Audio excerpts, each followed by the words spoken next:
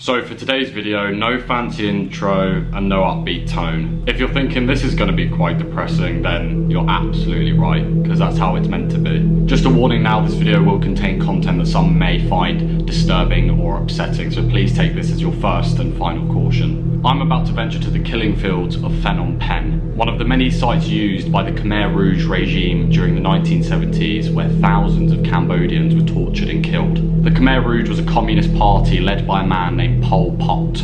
Pol Pot was a Cambodian revolutionary and politician who served as the Prime Minister of Cambodia, formerly known as Democratic Cambodia, between 1976 and 1979. He was an atheist in a country where the large majority of the population of roughly about 8 million were practicing Buddhists. He took inspiration from the likes of Mao Zedong, Joseph Stalin and Adolf Hitler. Pol Pot wanted to make Cambodia a pure-breed totalitarian state.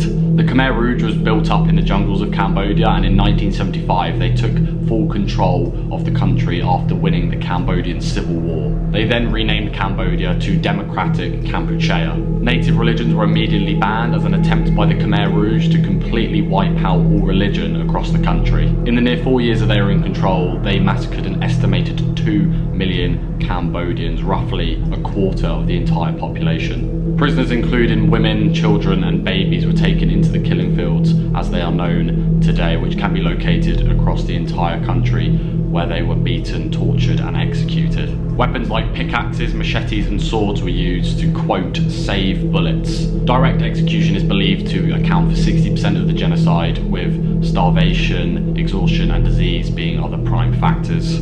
As of 2009, 23,475 mass graves are mapped across Cambodia. The Khmer Rouge would target anyone who was suspected to be related or connected to the previous Cambodian government, as well as professionals, intellectuals, the entire Buddhist monkhood and ethnic minorities. Even people who are stereotypically thought to have intellectual qualities such as wearing glasses were executed out of fear that they would rebel against the Khmer Rouge regime. The Khmer Rouge would also practice torturous human experiments and would show no mercy for women or young children. The rule of Pol Pot ended in early January 1979, where the Vietnamese military invaded and toppled the Khmer Rouge, bringing an end to the Cambodian genocide. There are many details that I haven't included in this opening segment, so please go and research as much as you can, watch videos to learn about Pol Pot and the Khmer Rouge regime. Hopefully I've given you a clear idea of what the Khmer Rouge was like, but I am no expert on this topic at all, and that is why we are going to head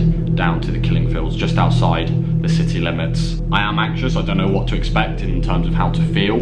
I obviously want to show 100% respect, and this video is just to pass on information to people that may not be aware of the Khmer Rouge regime. Right, without further ado, it's time to head to the killing fields.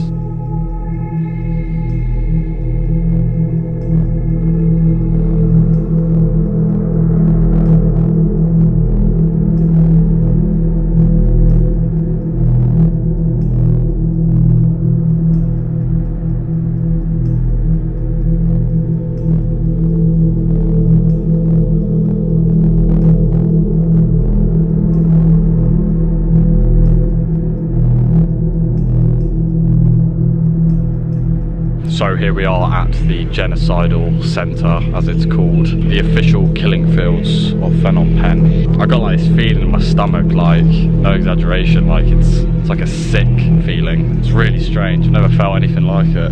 So what you're about to see is something that I've just never seen the likes of before.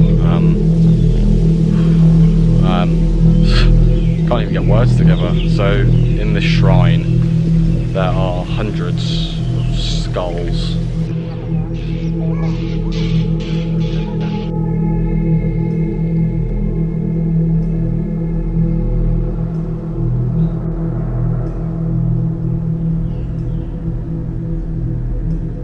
Each skull has a coloured dot which signifies how that person died. Some by axe, some by neck cutting, iron tools, machetes, a wide variety of instruments to save ammunition. You can actually see the specific damage to the skull and the teeth of people.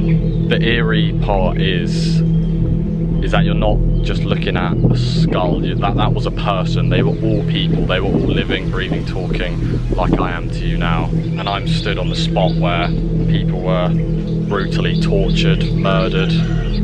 It's a very surreal experience. This might sound weird, but it almost feels like rude of me to feel so bad. You can never blame someone for feeling like horrible, because obviously you're meant to feel horrible, but just driving here you can see how much people live in poverty, and they are just cracking on. They've got a smile on their face, they're doing their business, they're just living their life. It truly does make you realise how lucky you are. Like, I've been to countries where there are poor places, but I've never been to or been through places where the poverty is so apparent. I'll never feel ungrateful again. Never will we forget the crimes committed during the democratic Kampuchea regime.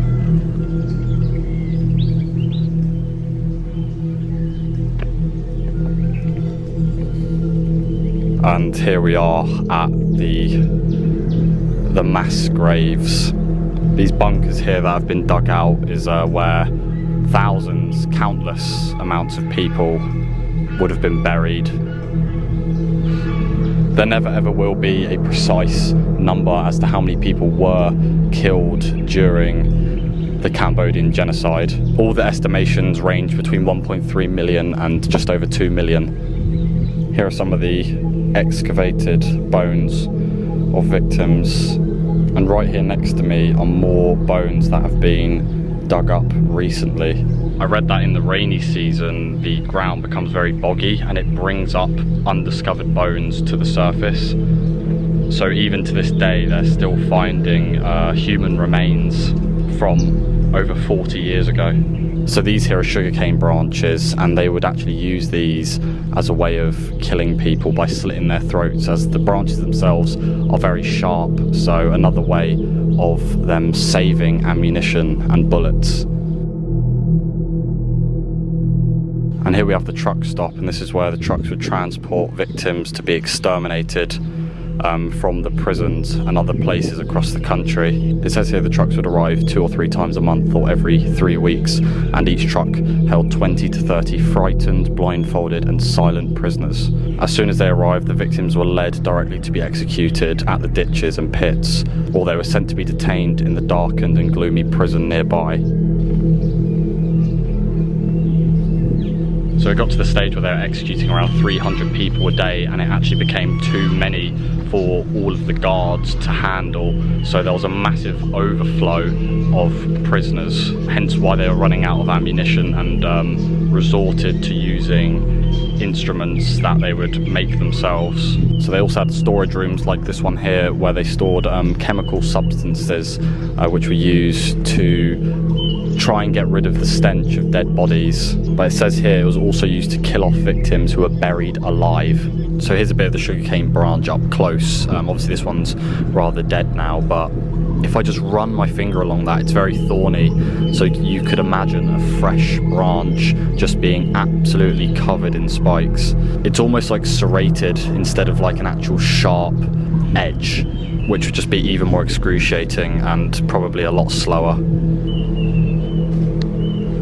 So I've just been into the museum where I've read some absolutely just terrible, heartbreaking things. I'll leave a few of the information slides up on the screen, so please feel free to pause and have a read. I'll just give you a brief overview of something that I've read. So this is truly like horrific to hear, so please, if you're very sensitive, switch off now or skip this part of the video.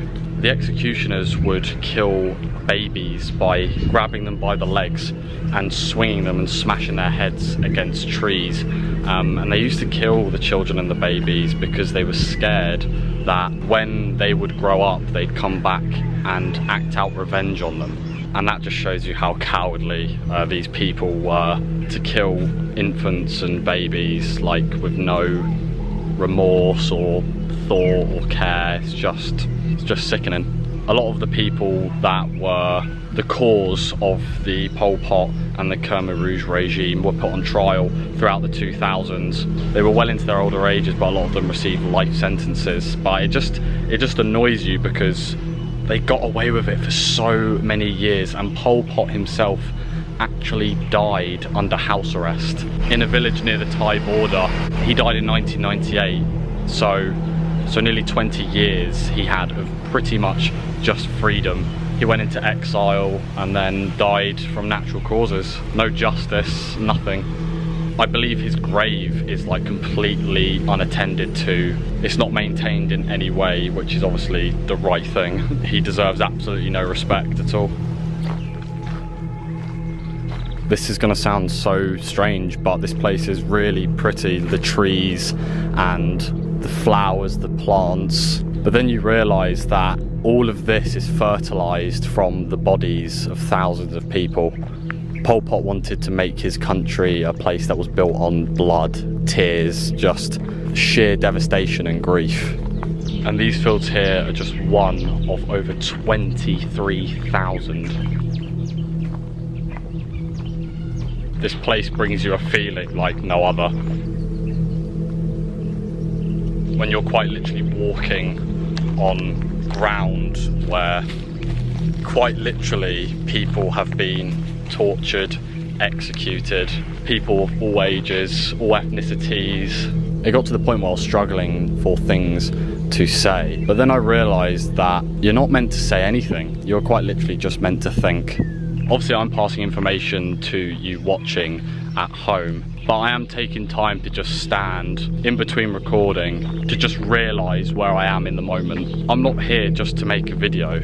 I always knew I wanted to document this because it is something that, it's an experience that I've never had before, and it's a place that I've never been. So I did want to capture the moment and use this as like a piece of media that I can look back on in the future to remember what I've learned today. But it is important to take your time to just sit on your own, think, and just realise where you are, what you're standing on, and appreciate what you've got.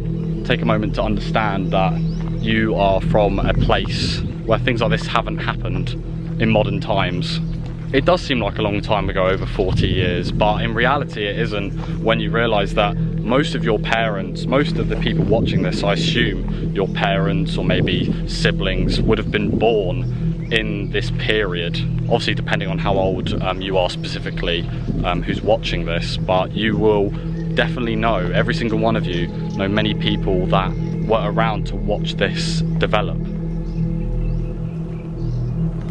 As warned here, these ponds are incredibly deep. These are basically like bogs and swamps, so there is no way of recovering some things from there, because bogs and swamps, they swallow and pull stuff down to the bottom. You never truly know how deep a swamp can be, so there is no doubt in my mind that there are still remains of victims within there. And due to the lack of oxygen, bodies will probably be in a similar state to what they were all those years ago.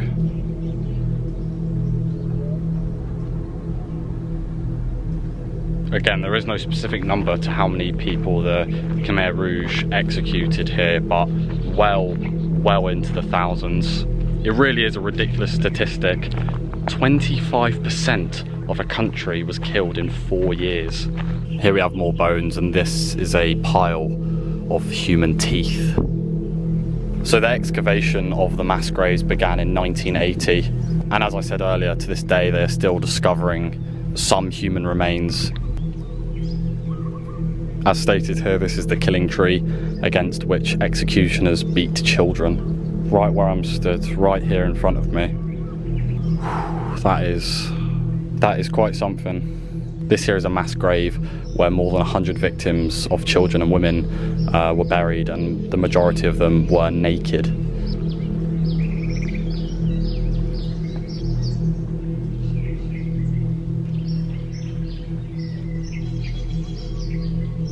Here we have another mass grave where it says 166 victims were beheaded and then buried in this pit. I've just noticed that in some of the graves there are flowers growing.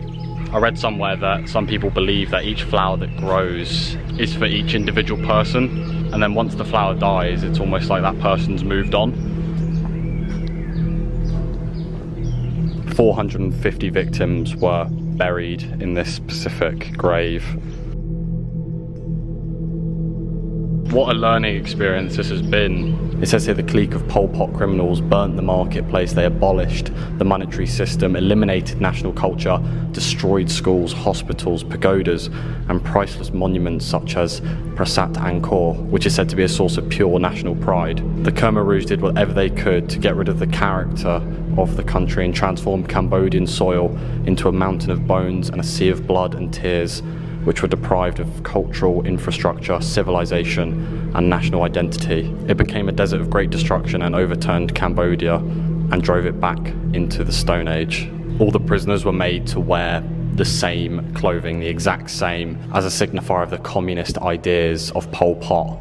Right behind me over there, over that wall, there is literally a school of young children. They are no less than 100 meters from this grave site, and a lot of the killings weren't kept to just these grounds that I'm on now. All around the site, and even where those children are playing, there could be victims of the Cambodian genocide.